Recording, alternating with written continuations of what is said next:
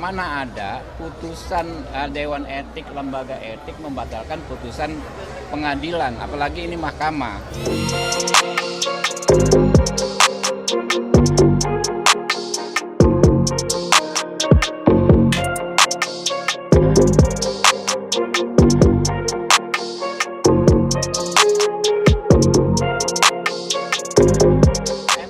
Kita pun tahu juga mana ada putusan Dewan Etik, lembaga etik membatalkan putusan pengadilan, apalagi ini mahkamah.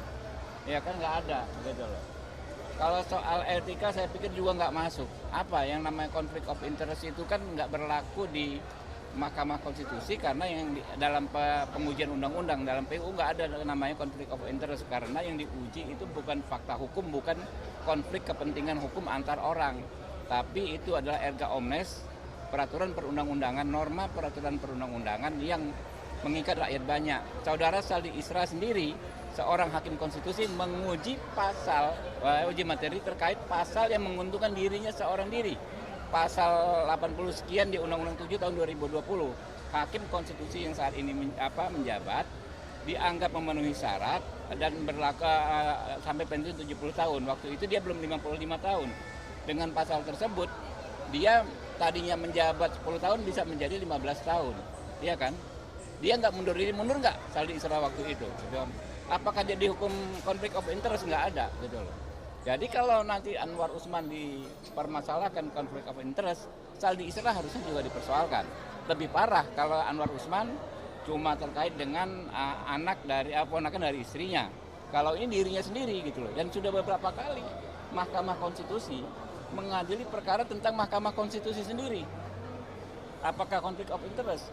Semua hakim MK, menurut saya hampir semua MK beberapa periode ini, termasuk Pak Jimli sendiri, setahu saya pernah mengadili uji materi terkait Mahkamah Konstitusi.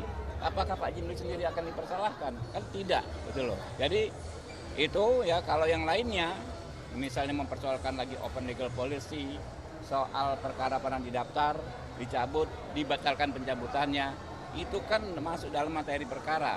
Dalam hukum ada istilah akhir dari perdebatan hukum adalah putusan. Jadi kalau sudah diputus nggak ada debat lagi dan setiap putusan pengadilan harus dianggap benar.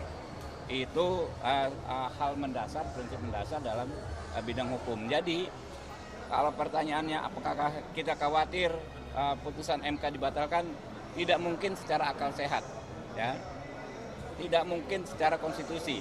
Tidak mungkin secara azas hukum. Kemudian apakah putusan MK akan menyatakan misalnya Anwar Usman melanggar kode etik karena persoalan konflik of interest? Menurut saya tidak mungkin karena mengacu pada praktek-praktek sebelumnya. Ya.